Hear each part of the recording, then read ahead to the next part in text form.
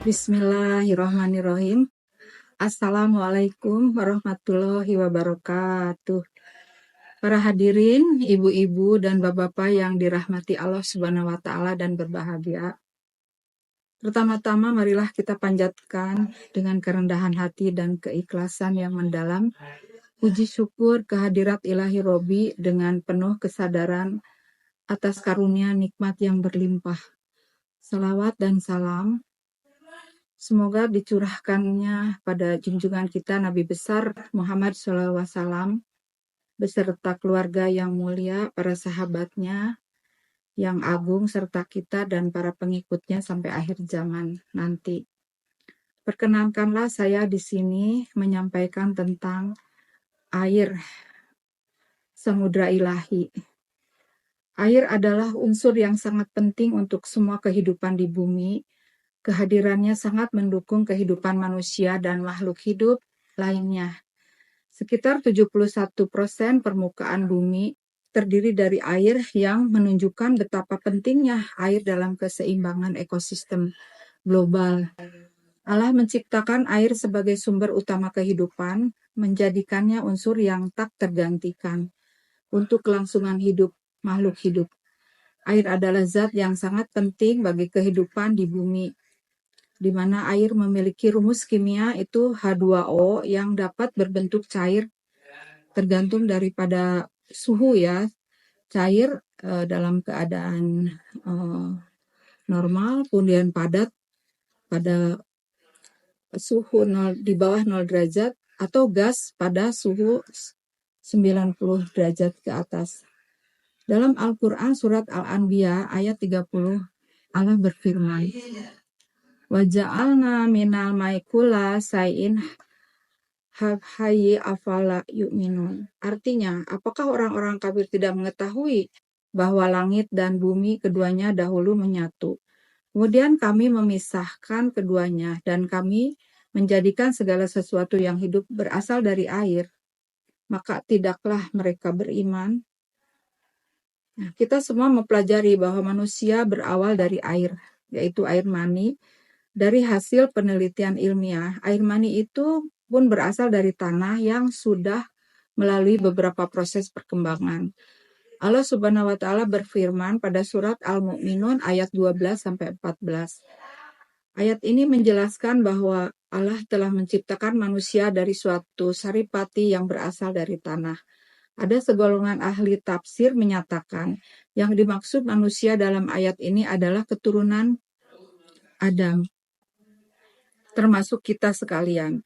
Makanan yang merupakan hasil bumi dimakan oleh manusia, dicerna lewat pencernaan, berubah menjadi cairan yang bercampur dengan darah yang menyalurkan bahan-bahan nutrisi hidup dan vitamin yang dibutuhkan tubuh manusia ke seluruh bagian anggotanya. Ketika manusia meninggal dunia dan dikubur dalam tanah, maka badannya akan hancur, lebur, dan kembali menjadi tanah lagi.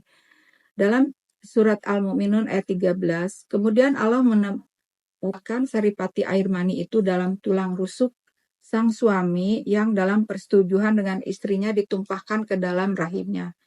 Rahim disebut sebagai suatu tempat penyimpanan yang kukuh bagi janin hingga masa kelahiran.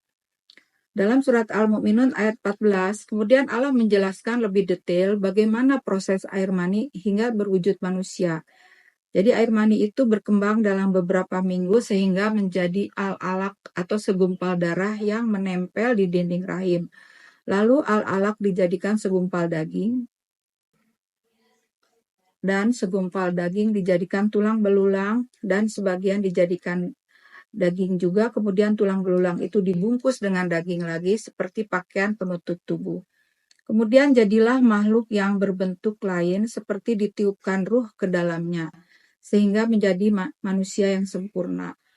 Dapat berbicara, dapat melihat, dapat mendengar, dapat berpikir, padahal tadinya hanya merupakan benda mati.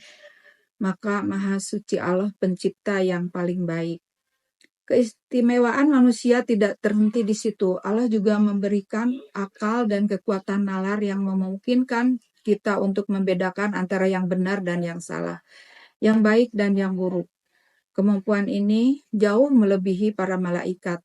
Karena itu sudah sewajarnya bagi manusia untuk bersyukur atas nikmat-nikmat ini dan menggunakan kekuatan mereka untuk mendapatkan keyakinan yang benar.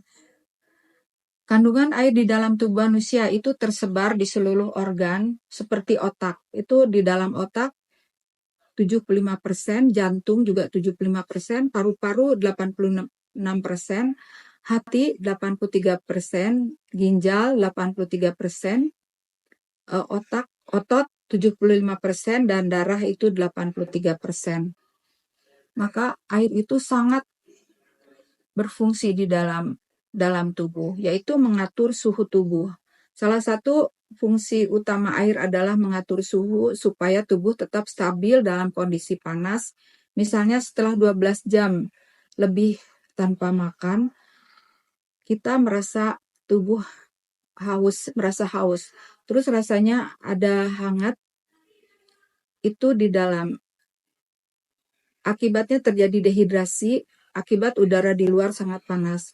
Nah, air itulah yang berfungsi mengatur suhu tubuh supaya tetap stabil dalam kondisi panas. Kemudian juga melembabkan dan membasahi mukosa.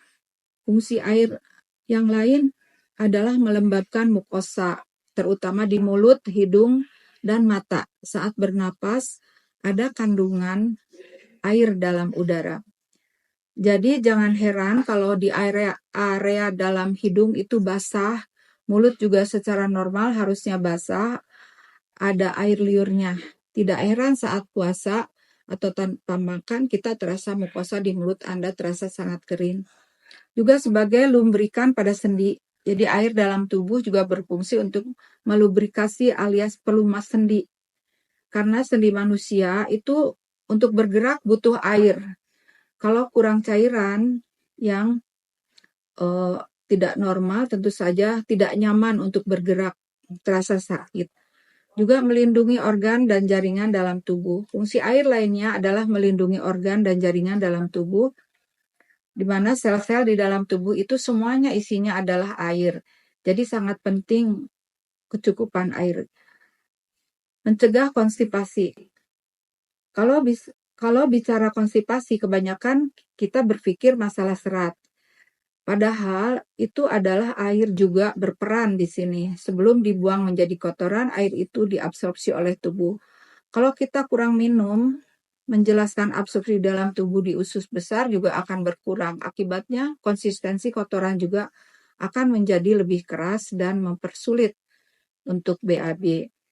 Juga melarutkan zat gizi. Air juga berfungsi untuk melarutkan zat gizi dan membawanya ke berbagai bagian tubuh. Zat gizi itu dibawa oleh siapa?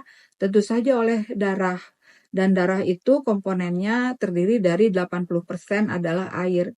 Jadi bisa dibayangkan kalau kita kekurangan air, tentu saja proses membawa nutrisi di dalam semua organ tubuh akan terganggu.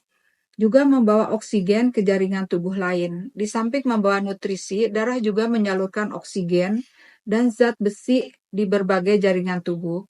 Transfer oksigen pada orang yang mengalami kekurangan cairan juga akan terhambat. Kemudian membuang sisa metabolisme, salah satu kerja darah adalah membawa air, membuang sisa metabolisme, dan membantu proses biokimia. Jadi di dalam tubuh manusia itu ada proses biokimia untuk mencerna zat-zat karbohidrat, protein, lemak. Semuanya itu butuh air sebagai buffer. Tanpa air, tubuh tidak dapat melakukan reaksi metabolisme zat-zat tersebut dan tentu saja metabolisme tubuh Anda juga akan terganggu. Mengingat vitalnya fungsi air bagi tubuh manusia, pastikan selalu kecukupan harian cairan kita itu rata-rata untuk wanita dewasa itu membutuhkan 1,8 liter atau setara dengan 7 gelas air per hari. Sementara itu, kalau pria dewasa membutuhkan lebih besar, biasanya 2 liter atau setara dengan 8 gelas air per hari. Nah, juga usaha untuk minum air bening dibanding air berwarna, ya seperti Coca-Cola dan lain sebagainya itu jauh lebih baik kalau air bening relatif lebih mudah dan cepat diserap oleh tubuh. Demikianlah pemaparan tentang air sebagai samudra ilahi. Kurang lebihnya mohon dimaafkan, semoga bermanfaat. Billahi taufiq wal hidayah.